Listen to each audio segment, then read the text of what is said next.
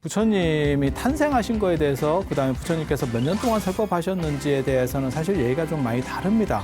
19세에 출가했다고 나와요. 여기서는 45년 설법설에서는 29세에 출가한 거로 나와요. 29세면 사실 나이가 많습니다. 이 스승들에게 여기서는 뭐라고 얘기하냐면 씩 하니까 배웠대. 다 마스터했대. 하이패스야. 뭐라고 도교 사람들이 구라를 쳤냐면 노자가 인도로 갔대. 인도로 가서 변신을 해서 부처님이 됐대. 틀린 거를 몇천 년 동안 계속 유지하고 있었다는 건 뭐냐면 필연성이라는 게 있었던 거예요. 그리고 틀려도 틀렸다가 아니고 왜 저 사람들은 저런 식으로 할 수밖에 없었는가 그 스토리를 알아내는 게 중요해요. 그게 공부하는 사람의 자세입니다. 자, 혹시 명상에 관심 있으세요? 제가 얼마 전에 이렇게 정부 뭐 이렇게 하는 기관 쪽에서 뭐 이렇게 특강 같은 거를 좀 해주면 안 되느냐 그랬더니 그래서 제가 뭐 해드리면 좋을까요? 그랬더니 명상? 이렇게 얘기하더라고요. 그래서 제가 또 명상 전문가입니다. 제가 진짜예요. 제가 명상 또 제가 명상에 대한 책 쓰려고 오래전부터 준비하고 있었는데 제가 고등학교 때 명상에 대해서 책을 써놓은 게 있어요.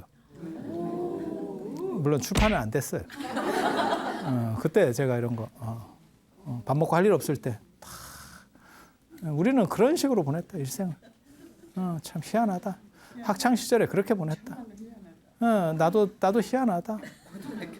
생활기록부에 돈 닦고 있음 이렇게 써 있어. 내 생활기록부에 진짜. 몰라. 진짜 농담이 아니고. 제가 고등학교 때 책을 한 1000권을 읽은 것 같다. 그런데 명상이라고 하는 게 어떤 인도 문화의 어떤 특징적인 것 중에 하나거든요. 그 얘기를 잠깐만 해드릴게요. 근데 명상이 두 종류가 있어요. 하나는 집중하는 명상이 있고 하나는 관법이라고 하는 게 있어요. 관법. 이 관입니다. 관조한다 이렇게. 그러니까 타자화시키는 거예요. 그러니까 연극으로 말하면 연극 배우들. 그러니까 즉자화시키는 게 있고 타자화시키는 게 즉자화는 몰입하는 거. 이렇게 딱 해가지고 내가 그 배역 자체에 완전히 몰입돼가지고 어떤 연기자들은 극이 끝나도 그 감정을 추스리지 못해서 한 5분 정도 이렇게 하는 배우도 있어요. 그게 맞는 배우일까요? 어때? 괜찮나? 그런데 진짜 잘하는 연기자는 큐사인이 들어오면 그렇게 몰입해서 하는 것처럼 하지만 속으로는 계속 자신을 바라보고 있는 내가 있는 거예요. 바라보고 있는 내가 있는 거예요. 그래야 이 사람이 연기 변신을 하고 그 다음에 한 단계씩 성장해 가요. 뭔 뜻인지 아시겠어요? 그래서 제가 그런 얘기 하는데 진짜 전문적으로 너무너무 연기를 잘하는 사람은 햄릿 같은 걸 연기할 때 죽느냐 사느냐 이것이 문제로다 라고 막 엄청 몰입도를 있게 하지만 속으로는 무슨 생각을 하냐면 입금이 됐을까? 내가 이렇게 했을 때 얼마나 많은 사람들이 감동할까? 이렇게 질러야 되나? 이렇게 질러야 되나에 대해서 생각하고 있다니까. 그게 연기자예요. 그러니까 몰입하는 대상과 타자화시키는 나, 이게 관조예요. 이 제3의 나를 지켜보는 나가 있으면 이런 걸 관조한다라고 하는 거예요. 관조한다라는 거, 어디서 보는 거. 그게 더운 지방 명상법의 특징입니다. 더운 지방 명상은 두 가지 특징을 가져요. 하나는 관법. 그래서 윗바사나나 이런 것도 이렇게 멀리서 자신을 보는 거예요. 자신을 타자화시켜서 보는 거예요. 이렇게. 그 다음에 또 한 가지가 뭐냐면 덥기 때문에 몸에 열이 축적되면 안 돼요. 몸에 열이 축적되면 다운이 됩니다. 몸이 다 다운이 됩니다. 그런 거 있잖아요. 몸에 열 나면 병원 가면 어떻게 하죠? 옷 다 찢고 가위로다가 이게 이제 좀 뭐 이렇게 좀 타이트한 거 입고 있으면 가위로다가 그냥 막 찢어버립니다. 쫙 옷 찢어도 되겠습니까? 예, 쫙 찢고 그다음에 얼음에다가 집어넣어. 진짜 열부터 낮춰야 사람을 살릴 수 있기 때문에 열이 차면 방법이 없어요. 그래서 제가 전에 그런 게 있었는데 실제로 군대에서 감기에 걸렸어요. 감기에 걸려갖고 막 열이 나는데 그래가지고 그 의무대에 갔더니 어떻게 했냐면 팬티만 입고 자래. 열을 떨어뜨려야 된다고. 하루 자니까 잠을 못 자겠어요. 너무 추워서. 도저히 잠을 잘 수가 없는 환경이에요. 이게 너무 추워. 열을 떨어뜨리는 게 아니고 너무 떨어뜨리는 것 같아. 이게 지금 상황이. 성냥팔이 소녀의 이런 게 막 떠올라. 이게 성냥팔이 소녀가 얼어 죽으면서 이렇게 형량을 키면서 이렇게 환상을 보는데 막 계속 잠은 안 오고 그게 막 떠올라. 너무 추워서. 그래서 내가 그 다음날 얘기했어. 나 안 나섰는데 나 낯선 것 같다고. 감기가 문제가 아니고 추워서 살 수가 없어. 그래서 아니 온도라고 하는 게 아무튼 앞에 얘기로 돌아가면 그런 거예요. 그래서 체온을 낮추기 위해서 인간의 몸은 체온이 올라가면 다 다운됩니다. 기능이 다운되기 때문에 내쉬는 숨이 길어져요. 더운 쪽 있는 사람들의 특징이 내쉬는 숨이 길어져요. 그걸 장출식이라고 그래요. 출식은 내뱉는 숨. 그래서 깊이 내쉬게 되는, 길게 내쉬게 되는. 그래서 길게 내쉬는 거랑 관법은 같이 가는 거예요. 세트입니다. 저희 세트 메뉴입니다. 그래서 1+1으로 가는 거예요. 저희 더운 지방 명상의 특징입니다. 그래서 제가 뭐라고 그러냐면 지금 이제 남방불교 수행 이래가지고 뭐 윗바사나나 뭐 이런 것들이 유행하는데 제가 그거 잘 안 될 거라고 늘상 얘기하거든요. 물론 이게 이제 안티를 부르는 소리일 수도 있는데 그건 잘 안 돼라고 제가 얘기하는 이유가 뭐냐면 그건 더운 지역 수행이에요. 그래서 더운 지역의 체질에 맞는 사람은 그게 잘 돼요. 그런데 추운 쪽 체질에 적응돼 있는 사람은 되는 것 같지만 결국 어느 정도 이상 못 올라갑니다. 그래서 실제로 중국 불교사 나중에 이제 얘기할 때 그런 얘기가 또 나오겠지만 안세고가 소승 선관을 전례했다. 초기에 한나라 후한 말에 소승 안세고가 소승 선관을 전례했다는 게 그런 사념처 같은 거예요. 대념처경, 안반수의경 같은 거예요. 그러니까 수식관 같은 거 하고 관법이에요. 그런데 그게 중국에서 하나도 안 먹혀요. 이유가 뭐냐면 더운 지역 수행법은 추운 쪽에 잘 안 먹힙니다. 안 먹힙니다. 체질이 달라서 그래요. 기후 환경이 다르고 우리는 다 거기에 적응돼 있잖아요. 우리가 조상제대로 이 땅에 살면서 여기에 적응돼 있는 거잖아요. 그래서 그렇잖아요. 티벳 사람은 고산증이 안 걸리는데 우리 올라가면 꼬꾸라지는 게 그게 거기에 걔네는 적응이 돼 있고 우리는 적응이 안 돼 있다가 욱 하는 바람에 쿡 하는 거죠. 이해가 되시죠? 그래서 추운 지역에서 그런 게 잘 안 먹혀요. 그래서 소승 선관이 전례했지만 실제로는 그것은 안 됐었고 그 뒤에 수백 년이 흐른 뒤에 수나라 때가 돼서야 천체종이라고 하는 천체종도 선종 계열입니다. 그래서 소지관, 마하지관이라고 하는 관법이 나오고 그건 저 관법하고는 약간 달라요. 더운 지역 관법하고는 약간 달라요. 그 나오고 그 다음에 당나라 중기쯤이 되면 이게 이제 육조 해능스님에서 지금 조계종 같은 이런 선종, 남종선이라는 게 만들어지면서 확 수행 문화가 바뀌는 거예요. 그러니까 그 전에는 교학 중심이었고 수행 문화가 왜 안 되느냐? 수행이 전례를 했는데 문제는 체질이 안 맞으니까 이게 잘 안 되는 거예요. 뭔 뜻인지 아시겠어요? 그 얘기는 봐봐. 추운 쪽에서는 내쉬는 숨을 길게 하는 게 아니고 내쉬는 숨을 길게 하면 이게 기폐하고 길게 하면 온도가 체온이 떨어지는 거예요. 열을 발산시키는 거예요. 그 얘기는 뭐냐면 추운 지역은 들이쉬는 숨 중심이라는 거예요. 단전호흡 같은 걸 생각해 보시면 알 수 있어요. 그게 들이쉬는 숨 중심이에요. 그리고 정신을 관조하는 게 아니고 집중하는 걸 중심으로 합니다. 그래서 화두 같은 데 집중하라. 고양이가 쥐를 잡듯이 이렇게 집중해라. 라고 하는 식으로 바뀌는 거예요. 그래서 두 명상 문화가 완전히 달라요. 그러니까 똑같은 선이라는 글자를 써도 인도 선하고 중국 선하고는 완전히 다릅니다. 그래서 도노라는 개념은 사실은 중국적인, 동아시아적인 사유에서만 나오는 거예요. 인도는 전부 차제적인 겁니다. 차제적인 거. 제가 얘기하는 것은 무엇이 옳다를 얘기하는 게 아니에요. 어떻게 다르다를 얘기하는 거예요. 그리고 우리에게는 무엇이 맞다를 얘기할 수 있어. 옳다가 아니고 맞다를 얘기할 수 있어. 이게 조금씩 단어가 다른데 큰 차이입니다. 그래서 관조를 하면 이게 저희 관법 중심으로 하면 어떻게 되는 거냐면 이게 초월 명상으로 갑니다. 초월 명상. 그래서 초월 명상은 뭐냐면 내면으로 깊이 들어가서 외부의 감각이 다 차단돼 버려요. 그래서 밖에서 어떤 일이 일어나는지 모릅니다. 그래서 실제로 부처님 경전, 초기 경전에 보면 뭐라고 나오냐면 어떤 사람이 와서 부처님한테 얘기해. 어떤 수행자가 와서 우리 선생님이 얼마나 대단하신 줄 아닙니까? 이렇게 약을 팔아. 그 부처님이 아니고 자기 선생님. 다른 종교의 사람이에요. 이 사람이 수행자야. 그래서 얼마나 대단하신 줄 압니까? 우리 선생님께서 나무 밑에서 명상을 하고 계셨는데 왜 인도에는 나무 밑에서 명상을 할까요? 그렇지. 가르친 보람이 있어. 그렇게 가는 거예요. 이거 쉬운 거예요. 문화로 이해하면 굉장히 쉬워요. 추우면 나무 밑에 있겠어요? 햇빛 쬐고 있겠지? 그래, 유럽 사람들 그 일광욕에 미치는 게 걔네는 일조량이 적으니까. 그럼 아프리카 사람이 일광욕 하겠어요?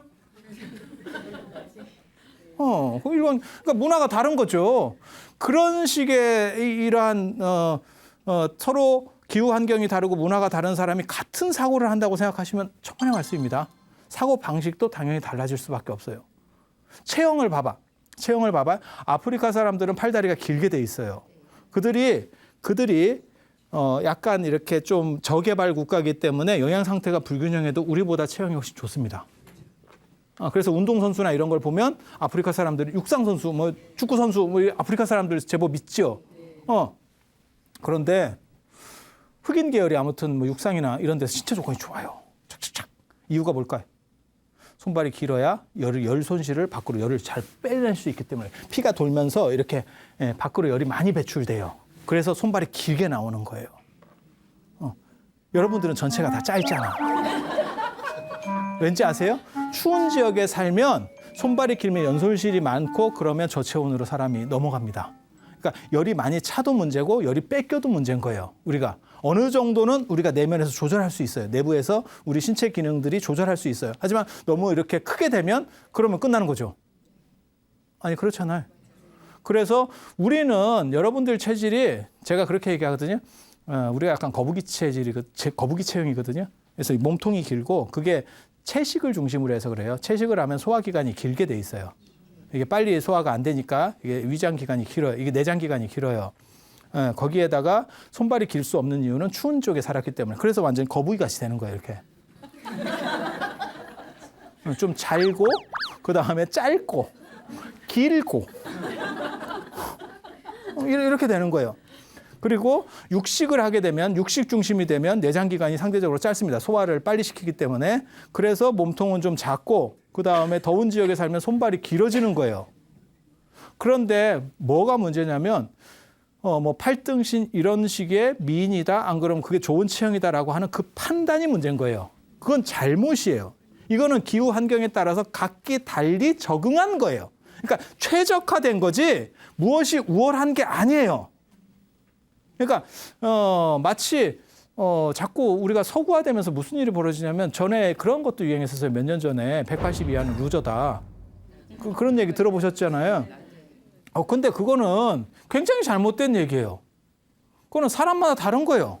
그리고 실제로 미감이라고 하는 게 지금은 우리가 너무 서구 쪽에 경도돼 있기 때문에 그들의 미감을 받아들여서 우리를 비하시키는 거지.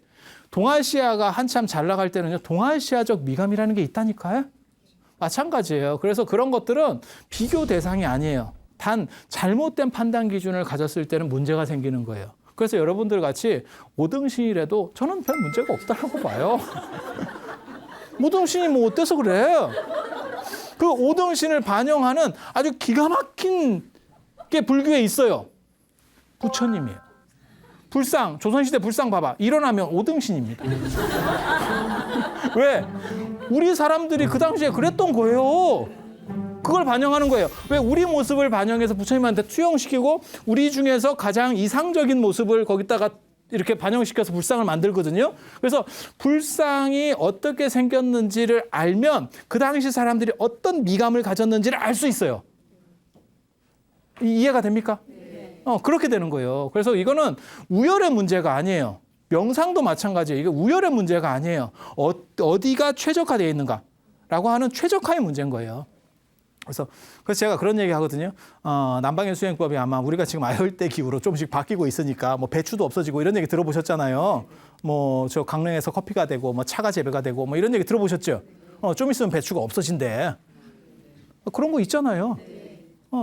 그래서 그런 상황이다 보니까 아마 앞으로 한 100년이나 200년쯤 지나서 우리 후손들은 남방 쪽 수행이라든지 저런 더운 쪽 수행도 충분히 가능할 수 있을 것 같아. 하지만 지금은 아마 잘 안 될걸? 제가 그렇게 얘기를 하거든요. 그렇게 얘기하거든요. 그래서 이 체질이라고 하는 게 있어요. 저는 술을 안 먹습니다. 안 먹기도 하고 못 먹기도 하고. 평생에 태어나서 다 먹은 걸 쳐도 아마 글라스로 한두 잔 정도나 될까? 그냥 잔 따라 놓고 이렇게 하고 마시고 이런 정도, 입대는 정도? 안 먹는 이유는 간단해요. 뭐 스님이기 때문에 이런 거 다 필요 없고 저는 특별한 소신이 있기 때문에 특별한 소신. 달면 삼키고 쓰면 뱉는다라고 하는.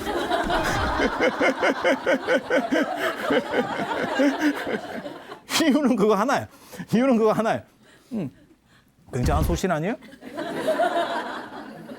원래 종교인은 신념으로 사는 거예요. 수천한 신념이 있어요. 그렇게 해서 이게 명상 문화라고 하는 게 두 집단이 추운 기후 쪽 명상하고 더운 지역 쪽 명상이 달라요. 달라요. 그리고 더운 지역 기후 쪽 명상은 초월 명상이에요. 아까 얘기한 대로 돌아가서 봐봐. 그 사람이 뭐라고 부처님한테 얘기를 했냐면 우리 선생님은 명상을 하고 나무 밑에서 명상을 하고 계셨는데 수십 대의 대상들이 수레를 타고 지나간 거예요. 수레가 수십 대를 지나갔어도 몰랐습니다. 이렇게 얘기해.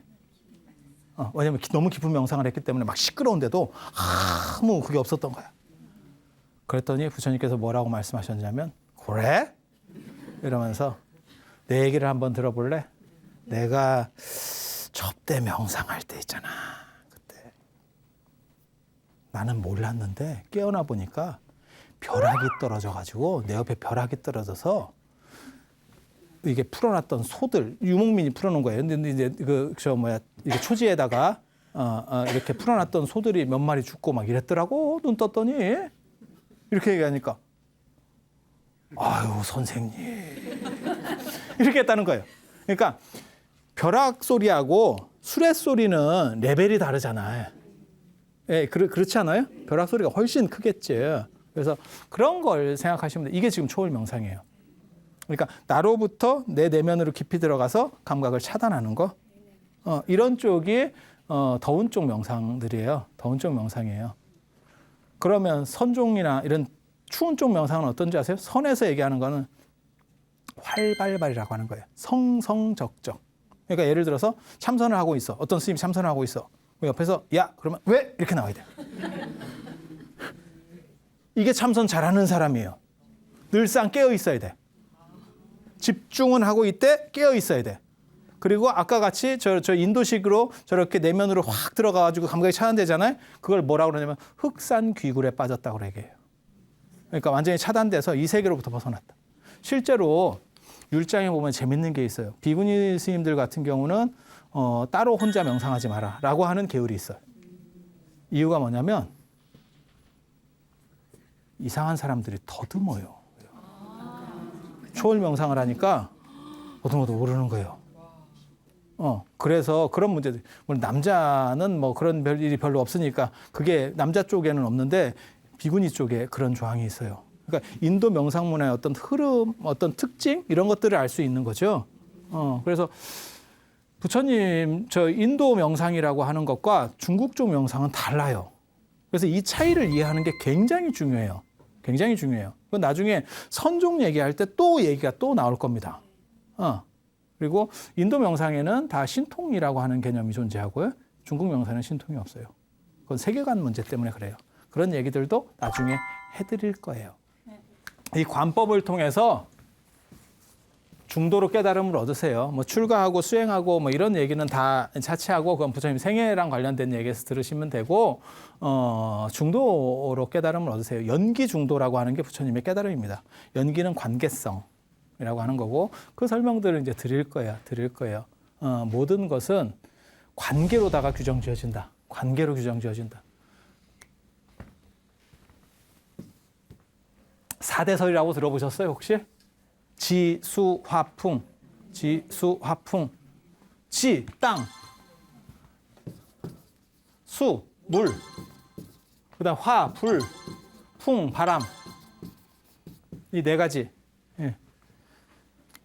이게 어떻게 보면 아리안족의 어떤 모 문화에서 시작됐지 싶어요. 그래서 히랍 철학에도 이 얘기가 나오고 그 다음에 바람이나 공기나 뭐 비슷하잖아요, 그죠? 그래서 이제 저 인도 쪽에도 이 얘기가 있어요. 이거 어떻게 생각하면 되냐면요. 물론 우리가 볼 수 있는 요소들이라고 볼 수도 있어요. 중국에도 저런 비슷한 게 있습니다. 오행, 목화토금수, 나무, 불, 토, 흙, 금, 쇳덩어리, 그 금속이라는 뜻이에요. 그러니까 동 이런 거예요. 그게 만들어질 때는 아마 오행이 만들어지고 어쩌고저쩌고 얘기될 때는 그 홍범구주에서부터 나오는데 그때는 쇠가 없었을 수도 있어요. 그 다음에 목화토금수니까 물, 뭐 이런 거 우리 주변에서 볼 수 있는 것들을 가지고 요소적인 얘기들을 하는 거거든요. 그건 어떻게 보면 전 세계적으로 어느 정도 있었던 그런 얘기들이에요. 뭘 분리해 보면 이렇게 분석해 보면 그리고 저 사대설을 제일 이해하기 쉽게 설명을 해드리면 저게 죽음의 문제라고 보시면 돼요. 제가 저승꽃이 많이 핀 사람으로서 이제 별로 얼마 안 남은 사람으로서 얘기를 해주면 사람이 죽으면 인도는 시체를 버리는 문화가 있어요. 유기 문화가 있어요. 화장은 오히려 그보다 뒤쪽일 거라고 저는 추정을 하거든요. 화장과 윤회 문화는 아리안족 건지 정확하지 않아요. 약간 아예 화장은 아리안족 거고 그 유목민 문화고 윤회는 인도의 원주민들 쪽에 가까울 거예요. 가까울 거예요. 그리고 인도 원주민들, 그러니까 원래 살던 사람들의 전통 문화에는 시체를 유기하는 문화가 있어요. 그러니까 장례법이 무엇이 옳다는 없어요. 화장도 할 수도 있고 매장도 할 수 있고 수장도 할 수 있고 풍장도 할 수 있고 조장도 할 수 있어요. 다 여러 가지 방식도 있고 애장도 있어요. 벽에다가 이렇게 절벽 중간에다가 관을 넣는 방식도 있어요. 그걸 애묘라고 하는 거거든요. 그런 방식들이 여러 가지가 있어요. 어떤 게 잔인하고 어떤 게 잔인하지 않고 그건 아무 의미가 없어요. 다 그들의 방식이에요. 이건 장자에서부터 그런 얘기가 나와요, 벌써. 어떤 사람은 들에다가 그걸 버리고 그러니까 전쟁이시니까 그걸 채 못 묻어준 거예요. 그래서 그걸 묻어줘야 되는 거 아니냐? 그런 얘기들이 나올 때 장자가 뭐라고 얘기하는 거냐면 그 틀에 있으면서 승냥이나 까마귀가 이렇게 파먹는 거나 땅속으로 들어가가지고 개미나 땅강아지가 파먹는 거나 그게 그거 아니냐? 꼭 옳고 그름 어떤 것은 윤리적이고 어떤 것은 아니야 라고는 것과는 관계가 없어요. 그러니까 대부분 시체를 쉽게 유기하거나 버리는 문화가 있는 데는 그러니까 내세관이 뚜렷한 거예요. 그래서 죽은 뒤에 영혼이 저쪽으로 넘어간다고 생각하는 거예요. 그래서 시체라고 하는 거는 마치 입다 낡은 옷과 같은 거예요. 그러면 여러분도 굉장히 처음에는 애지중지하고 옷을 입다가 나중에 의류수거하면 그냥 버리잖아. 그걸 비윤리적이라고 말할 수 있어? 그렇게 보는 집단도 있는 거고 어떤 집단은 그 시체 속에 그분의 무언가가 좀 남는다고 생각하는 거예요. 그러면 그 시체 숭배 문화가 있어. 그게 동아시아 전통 같은 경우는 시체 숭배가 있는 거예요. 그래서 부모님 시체 뭐 이런 어떤 의미가 있는 거예요. 선산 뭐 이런 의미들이 있는 거죠. 그러다 보니까 뭐가 있어요? 부관 참시 같은 것도 있는 거잖아요. 죽은 사람 시체의 허리를 자른다 뭐 이런 얘기까지 있는 거잖아요. 그래서 이게 죽음과 관련된 이야기들이에요. 그래서 사람이 죽으면 바람이 빠진대. 호흡이 정지. 그 다음에 몸이 식는데. 그 다음에 물이 생긴대.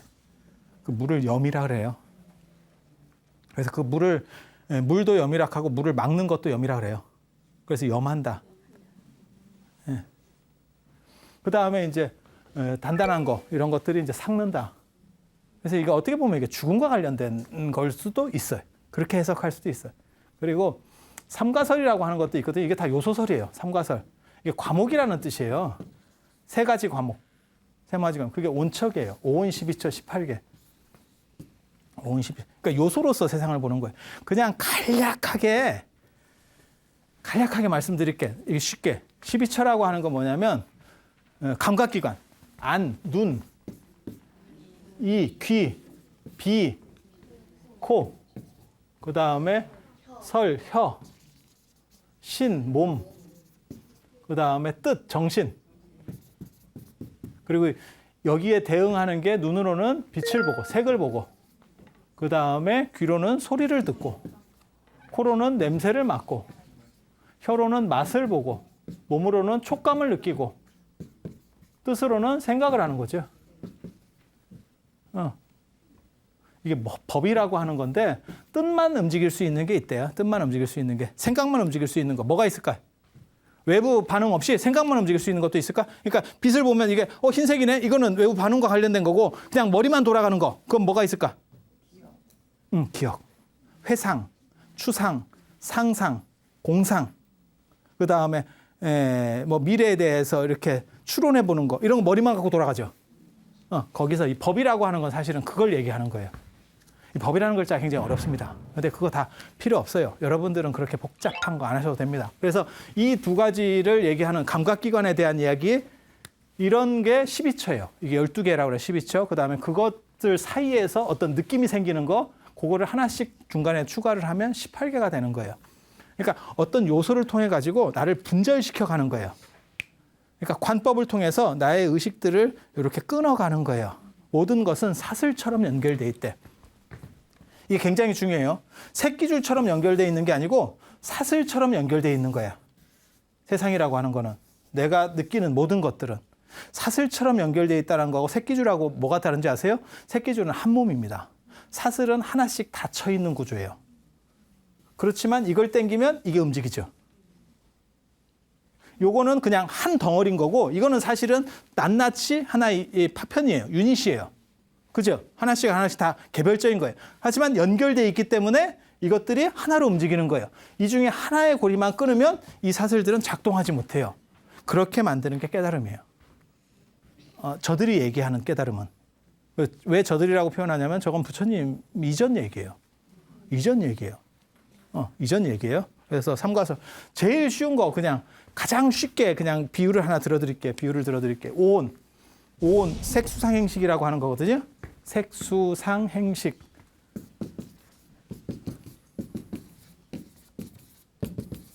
굉장히 재밌다고요. 이런 얘기들이 약간 철학적인 얘기인데 굉장히 재밌어요. 색이라는 게 뭐냐면 물질, 눈에 보이는 거, 이런 거예요. 자, 이거 봐봐. 흰색이지? 흰색 아니에요? 이거 흰색이에요. 흰색이 아니면 굉장히 어려운 거예요. 흰색은 모든 빛을 반사할 때 흰색으로 나오는 거잖아요. 그죠? 모든 빛을 흡수하면 검은색인 거고, 파란색으로 나오면 파란색만 반사하는 거고. 그렇죠? 자, 봐봐. 색, 여기 이게 존재가 존재하는 거야. 존재. 수라고 하는 거는 봐봐. 여기에, 그럼 그냥 쉽게 얘기해. 이게 파란색이잖아. 이게 파란색. 이 칠판이 지금 파란색. 그죠? 파란색. 이걸 어떻게 우리가 보냐면 빛이 있어야 돼요. 빛이 없으면 이걸 못 봅니다. 빛이 이쪽으로 와서 내 눈을 때리는 거예요. 맞죠? 그죠? 빛이. 그러면 요 눈이 요걸 받아들여. 이 색 정보를 받아들여. 그죠? 그러면 눈에 어떤 상이 맺혀. 여기 상이 맺힌다고. 카메라하고 똑같은 거잖아요. 상이 맺혀. 그러면 그 상이 맺힌 게 뇌파를 타고 들어가. 뇌로 흘러가. 그렇게 하면 우리가 무슨 생각을 하냐면 기존에 있었던 생각들하고 맞춰봐. 그래서 무슨 결과를 내요? 칠판 이렇게. 아니면 파란색이라고 하기엔 좀 그렇다. 이런 식으로 가는 거예요. 이렇게 연결해서. 이거는 하나하나는 닫힌 사슬 구조예요. 그런데 이게 이렇게 겹쳐 있는 거예요. 그래서 이렇게 연결되면 우리 의식들이 작용을 하는 거예요. 소리도 마찬가지예요. 어디서 이렇게 소리가 나. 그러면 이 소리가 여기서 나서 내 귀로 전달된 거죠. 그러면 그게 그렇게 전달되는 게 수예요. 수. 그러면 이게 받아들이는 거야. 내 고막이. 그럼 거기에 어떤 소리가 울림이 맺혀. 그러면 그게 내 뇌로 전달이 되죠. 어떤 전류를 타고 이렇게 흘러가는 거죠. 그리고 나서 이거는 칠판 때리는 소리. 이해가 됩니까? 이게 인간이 어떻게 생각하는지에 대한 어떤 생각 구조를 얘기하는 거거든요. 생각 구조를. 그리고 저런 것들이 파괴가 되면 어느 구절이든지 한 구절만 끊어져 버리면 전체가 작동을 못 한다는 거예요. 그러면 번뇌라고 이를 만한 것이 없대. 번뇌라고 할 만한 것이 없대. 할 만한 것이 없대. 이런 게 이제 5온 12처 18개 뭐 이런 내용들이에요. 그래서 여기는 내면에 집착하는 사람, 여기는 물질에 집착하는 사람, 정신에 집착하는 사람, 물질에 집착하는 사람, 정신과 물질에 모두 집착하는 사람들을 위해서 이런 얘기들을 했대. 옛날 사람들 얘기해. 부처님 이전에. 그런데 부처님께서는 거기서 무엇을 얘기하냐면 연기설. 부처님께서 깨달으신 게 연기예요. 연기. 예, 연기. 모든 것은 관계 속에 규정 지어질 뿐이다. 감각이라고 하는 것도 전부 관계다. 좀 어려운 것 같은데 이게 쉽다고. 제가 제 책에서는 뭐라고 썼냐면 개새끼라는 표현을 썼어요. 개새끼는 실제냐? 에 대한 얘기를 했다고. 굉장히 재밌는 얘기예요. 욕을 하는 게 아니에요. 봐봐. 이건 너무너무 창의적이지 않아? 사람은 개를 얘기하면 제가 개라는 발음을 할 때 이 세 발음을 동시에 할 수는 없습니다. 사람이.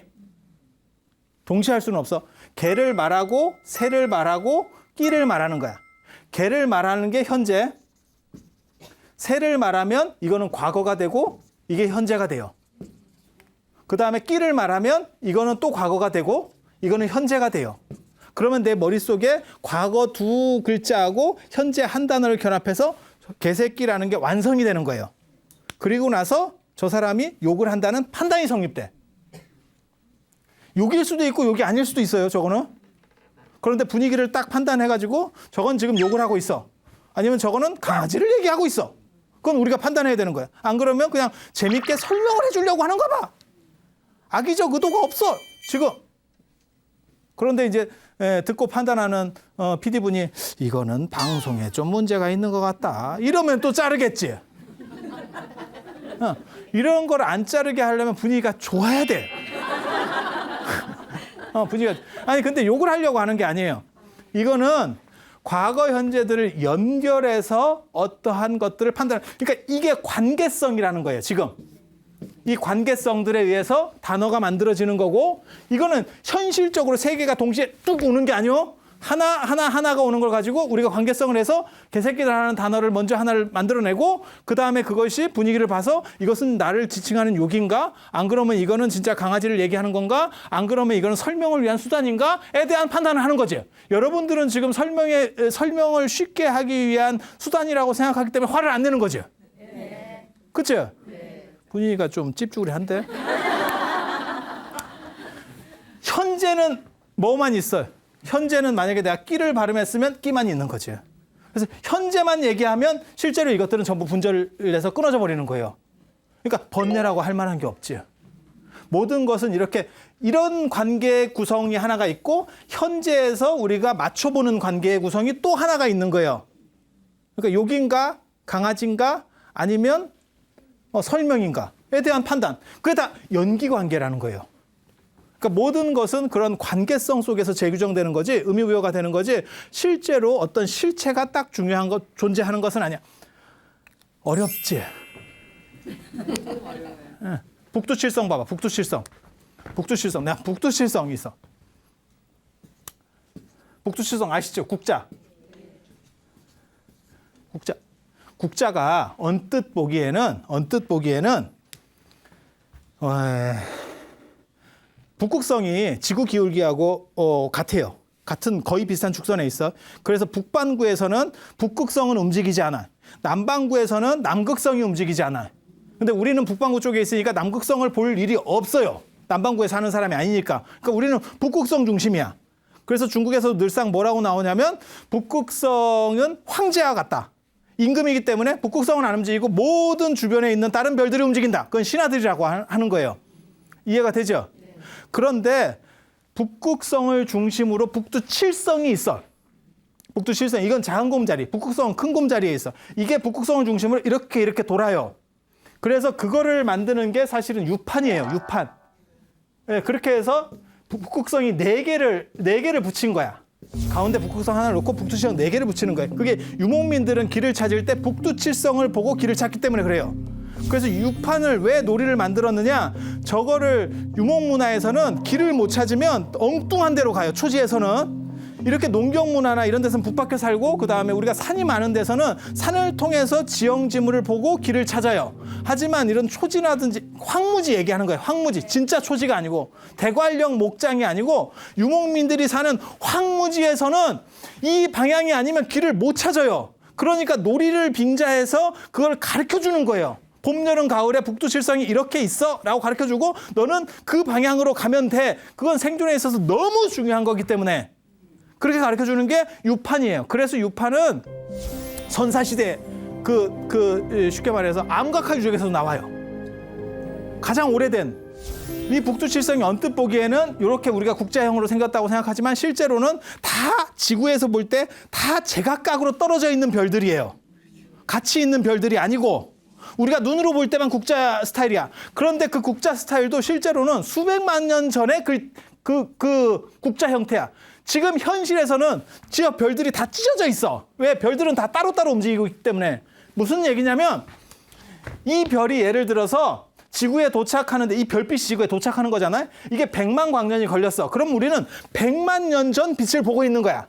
그런데 이것도 100만 년 전인 게 아니고 이거는 200만 년 전 거를 보고 있다고. 왜? 별들이 다 위치가 그러니까 우리 눈에는 지금 평면으로 보이지만 실제로는 저건 다 입체거든.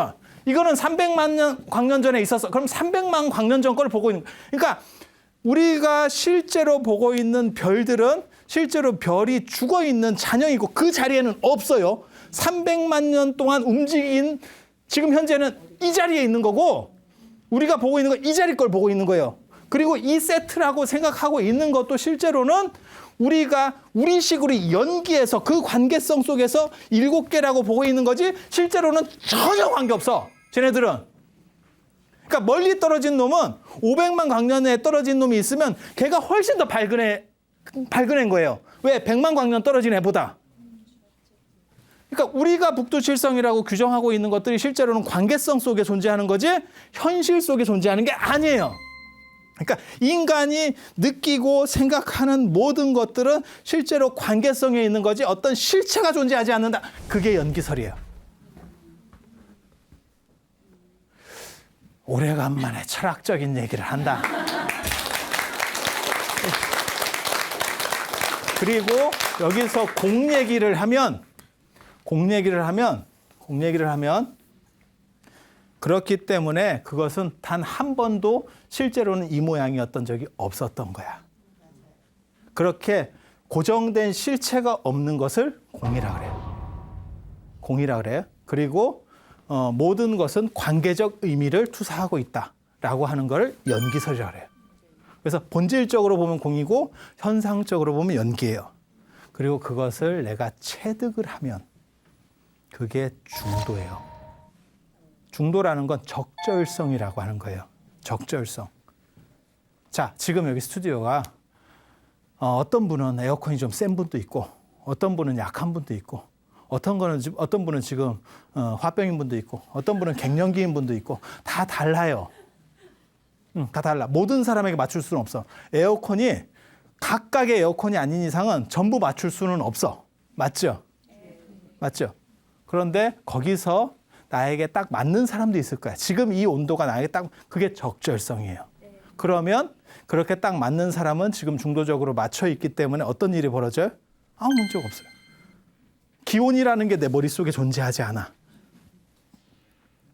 그런데 만약에 내가 춥거나 덥거나 지금 하면 나는 자꾸 그걸 신경 쓰고 있는 거야. 그건 중도가 아닌 거예요. 그래서 제가 중도를 비유할 때 그런 얘기를 많이 해요. 중도라고 하는 것은 건강한다라고 하는 개념하고 같다. 건강이라고 하는 것은 내 몸이 존재하는지에 대해서 잊어버리고 있으면 건강한 거예요. 다리가 아파. 뭐가 어때? 라고 하면 건강하지 않은 거예요. 여러분이 진짜 편하면 지금 존재하는지 자체에 대해서 내 몸이 존재한다는 걸 잊어버려요. 만약에 지금 다리도 아프고 뭐 속에서 지금 요실금도 있고 뭐 저쩌고 이러고 있으면 뭔가 문제가 있는 거예요. 지금 앉아있는 자리에서도 그건 중도가 이루어지지 않은 거예요. 그러니까 중도가 이루어지면 그 부분에 대해서는 집착이 없어져요. 집착이 없어지면 행복하고 자유로워지는 거예요. 부처님께서 깨달으신 게 사실은 그거예요. 그거. 뭔가 생각이 있으면 과감하게 해봐. 이 중도, 그러니까 봐봐. 지금 연기라고 하는 건 관계성, 그 다음에 공이라고 하는 거는, 그러니까 이건 현상을 얘기하는 거예요. 현상, 의미부여가 되는 것들은 실제로는 어떤 이런 마치 북두칠성이 우리 눈에 보이는 것처럼 이러한 관계성 속에서 이루어진다. 개새끼라고 하는 어떤 소리 발음들이 연결되는 것 속에서 관계성 속에서 이루어진다. 그리고 그것의 실체는, 그러니까 본질은 없는 거죠. 그리고 이거를 내가 자각해서 내가 자유를 얻으면, 걸리지 않으면 중도를 터득한 거고, 그렇지 않으면 중도가 이루어지지 않은 거예요. 그리고 이러한 구조를 한자로는 뭐라 그러냐면 진공묘유라고 그래요. 모든 것은 실체가 없어. 진공이라는 건 실체가 없다는 뜻이에요. 없다라는 뜻이 아니에요. 없다라는 뜻이 아니에요. 그렇게 생각하시면 안 돼. 그래서 공은 허무다. 아니에요. 공은 제로하고 똑같은 거예요. 0. 그래서 제가 예전에 그 설명할 때 그런 얘기 했었잖아요. 0이라는 숫자를 인도 사람들이 발견하는데 이걸 또 다른 말로 지금 우리도 공이라고 해요. 동그라미 하나 더 붙이고 공. 공이라고 하는 것은 작용이 있어요. 실체는 없어. 그래서 공이라는 게 계속 붙는다 그래서 아무것도 아무 값이 올라가는 건 아니야. 하지만 어떤 숫자랑 붙으면 값이 엄청나게 올라가죠. 그래서 무하고 달라. 공하고 무는 완전히 다른 개념이에요. 무는 없는 거예요. 무는 없는 거예요. 하지만 공은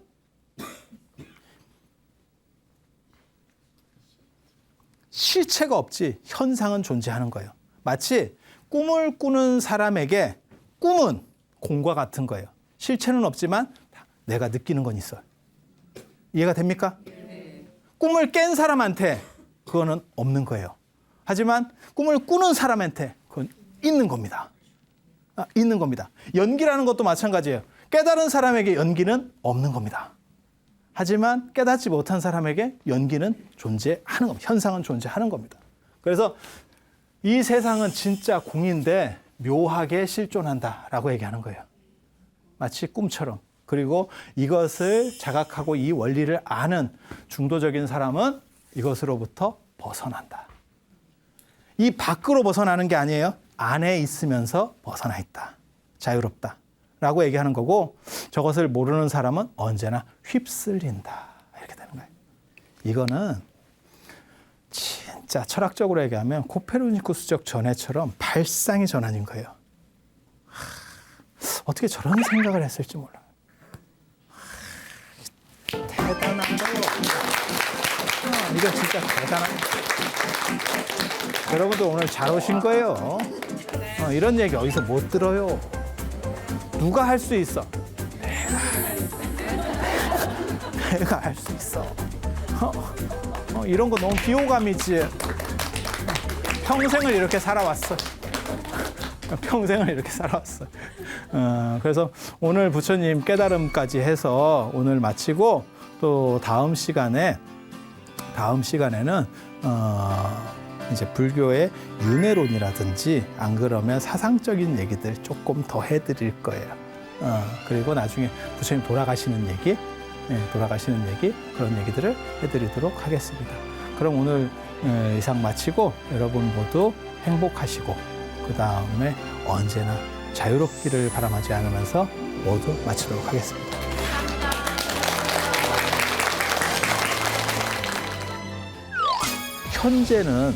현재를 볼 수 있을까요? 현재를 못 봐요. 그러니까 현재는 지금 시간이라고 하는 것은 무엇이냐? 이렇게 되는 거예요. 모든 것은 그 자체로 비교될 게 없고 그럼으로써 모두는 그것을 알면 행복해라고 하는 게 사실은 그 안에 들어있는 키워드예요. 근데 분위기가 상당히 좀 그 유일성을 자각할 수만 있으면 이 세상에 행복하지 않은 것은 없어요. 그거를 존재적 행복이라고 하는 거예요. 존재적 행복이라는 건 뭐냐면 나는 고통스러워라고 해도 그 존재 자체는 비교 대상이 없기 때문에 유일 존재로서의 행복이라고 하는 걸 가지는 거예요. 깨달은 사람에게 현실 아니면 윤회라고 하는 것은 존재하지 않는 것. 하지만 그렇지 않은 사람에게 이것은 분명히 실제하는 것이라고 얘기하는 거예요.